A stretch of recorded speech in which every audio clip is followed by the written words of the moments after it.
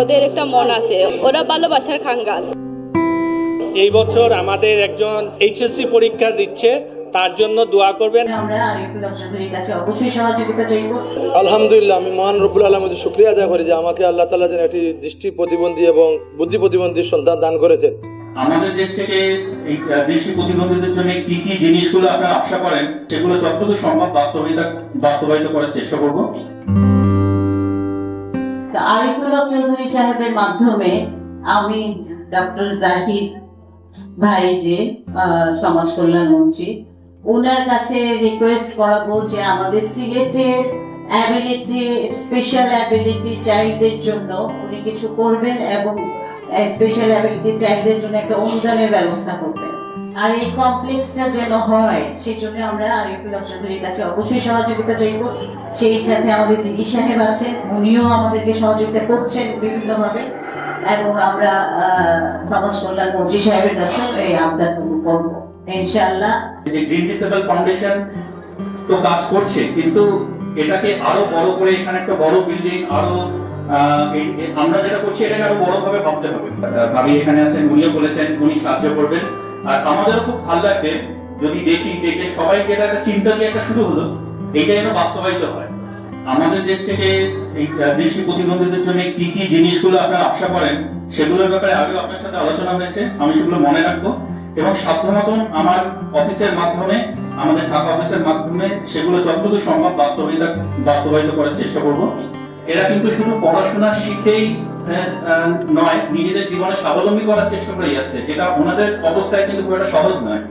কিন্তু আমার প্রথমবারই এসে যেটা দেখে ভালো লেগেছিল যে তারা তাদের প্রতিবন্ধকতাকে কোনো বাধা না মনে করে নিজেদের বেড়ে ওঠা এবং বড় হওয়ার তার স্বপ্নে কিন্তু তারা এগিয়ে যাচ্ছে। এটাই তাদের সবচেয়ে বড় তাদের অ্যাচিভমেন্ট আমি বলবো। আমরা সবাই আজকে এক জায়গায় এসেছি, ওনারা বারবার বলছিলেন স্যার জায়গাটা ছোট, জায়গা ছোটটা বড় কথা নয়, মনটা বড় হওয়া বড় কথা। এই যে আমরা সবাই এসেছি এখানে, এই যে আমার খুব ভালো লাগছে যে আপনাদের প্রত্যেকে আপনার বক্তব্য রাখলেন, আপনাদের মনের একটা বড় জায়গা তাদের দিয়েছেন। এখান থেকে গ্রাজুয়েশন হয়েছে, এখানেই চাকরি করতেছে, আগামীতে মাস্টার ডিগ্রি নিয়ে যাবে, তার দৃষ্টি নাই থাকলো কিন্তু সেটা বোঝা হতে পারে না। তাদেরকে যেন সরকার একটা ভালো চাকুরি স্থায়ীভাবে ব্যবস্থা করে দেয়। অটিস্টিক বাচ্চারা যারা আছে, দৃষ্টি প্রতিবন্ধী বাচ্চারা, অটিজম যারা আছে, সবাইকে যেন আমরা সবাই ভালোবাসি, এইটাই আমার অনুরোধ। যে আমার মেয়েকে নিয়ে আমরা অনেক খুশি, আমাদের কোনো দুঃখ কষ্ট নাই। ও ছিল সেরিপালস একটা মেয়ে, ওকে আমি এখন বুদ্ধিতে পরিণতি করেছি। আমরা গ্রিন ডিসেবল ফাউন্ডেশনে শিক্ষা কার্যক্রম চালাচ্ছি। মানুষের দান অনুদান এবং সরকারের সহযোগিতা, সকলের সহযোগিতা নিয়ে গ্রিন ডিসেবল ফাউন্ডেশন পরিচালনা করে যাচ্ছি।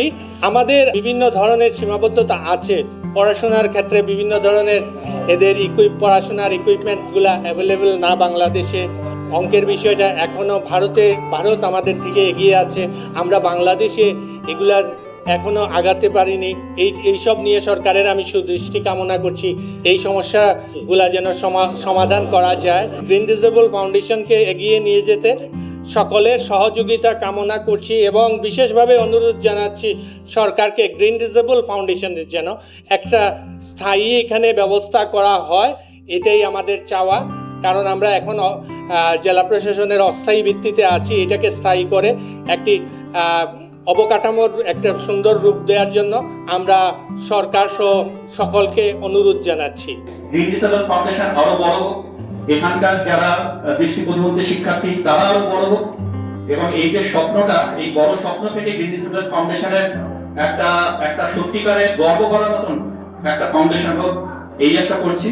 গ্রিন ডিসেবল ফাউন্ডেশন মানুষের দান অনুদানে যারা চলছে, সকলকে ধন্যবাদ জানাচ্ছি আমাদের পাশে থাকার জন্য। আপনারা আছেন বলেই আমরা গ্রিন ডিসেবল ফাউন্ডেশন আজকে 21 বছর থেকে এই বিদ্যালয় পরিচালনা করছি এবং 29 বছর থেকে এই প্রতিষ্ঠান চালিয়ে যেতে পারছি। আমি দেশবাসীকে বলবো, আপনারা প্রতিবন্ধীর পাশে থাকবেন, যারা অটিজম, যারা সমাজে বিচ্ছিন্ন অবস্থা আছে তাদেরকে ভালোবাসবেন। হয়তো আমার ঘরের সন্তান না দিয়ে আল্লাহ আপনার ঘরে দিতে পারতেন, আমি এটা ফেস করতেছি তার বিষয়টা। আর আপনারা আমাদের সবার জন্য দোয়া করবেন, যে এই প্রতিষ্ঠানটার জন্য দোয়া করবেন, যেমন এরকম প্রতিষ্ঠান প্রতিটি বাংলার প্রতিটা জেলায় জেলায় গড়ে ওঠে।